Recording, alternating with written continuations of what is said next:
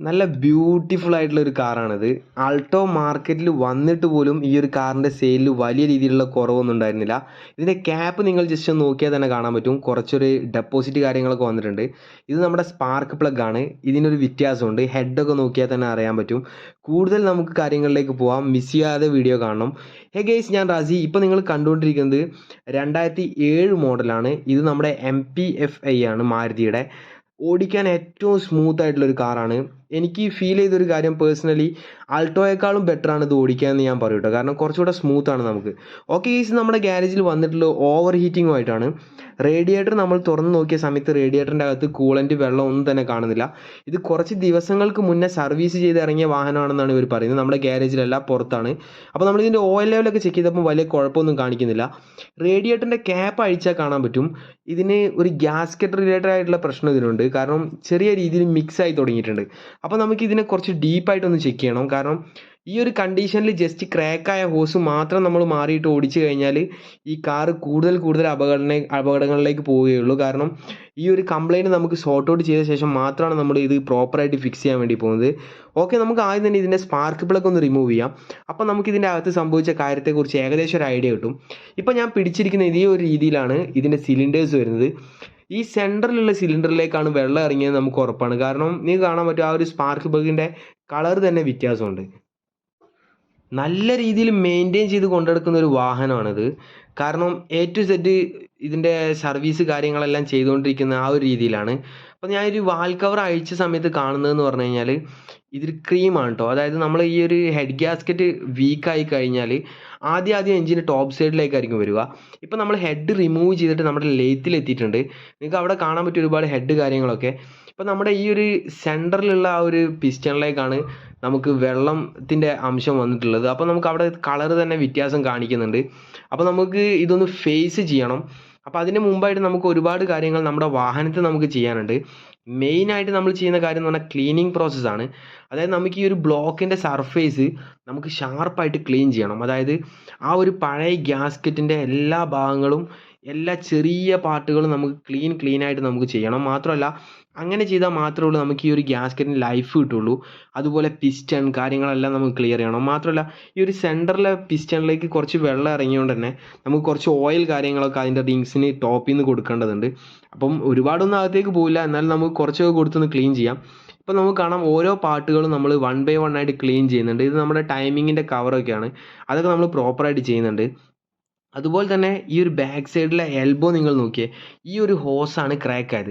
അതായത് പലർക്കും പറ്റുന്ന ഒരു അബദ്ധം എന്താണെന്ന് വെച്ച് കഴിഞ്ഞാൽ, ഏത് ഹോസാണോ ക്രാക്ക് ആകുന്നത് ആ ഹോസ് മാത്രം മാറിയിട്ട ശേഷം വാഹനം ഓടിക്കും എന്നുള്ളത് കേട്ടോ.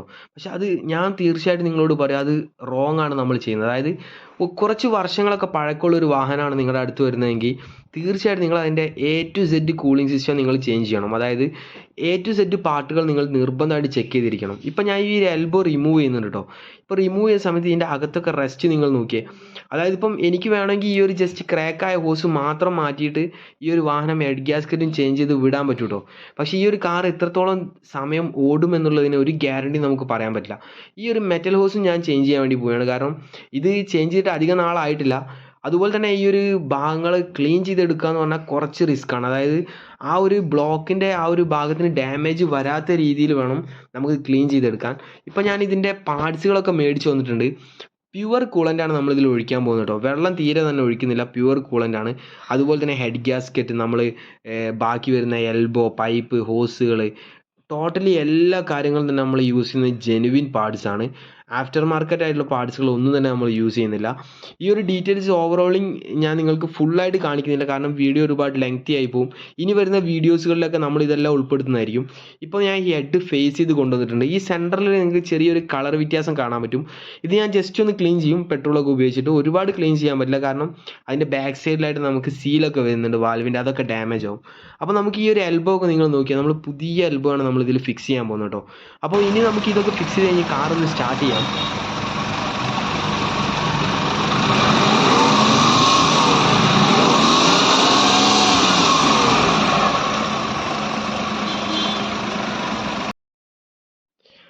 കാണാൻ പറ്റും നമ്മൾ ഏകദേശം 3 ഫുൾ ബോട്ടിൽ കൂളൻ്റാണ് നമ്മൾ യൂസ് ചെയ്യുന്നത് കേട്ടോ. കാരണം ഇത് നമ്മൾ കാർ സ്റ്റാർട്ട് ചെയ്ത ശേഷം ഇതിൻ്റെ എൻജിൻ വർക്കിംഗ് കാര്യങ്ങളൊക്കെ ടൈമിംഗ് എല്ലാം നമ്മൾ പെർഫെക്റ്റ് ആക്കിയ ശേഷം നമ്മൾ 1-2 തവണയൊക്കെ ഇത് വീണ്ടും ഫ്ലഷ് ചെയ്ത ശേഷമാണ് നമ്മൾ ഈ ഒരു കൂളൻ്റ് നമ്മൾ ഒഴിക്കുന്നത്.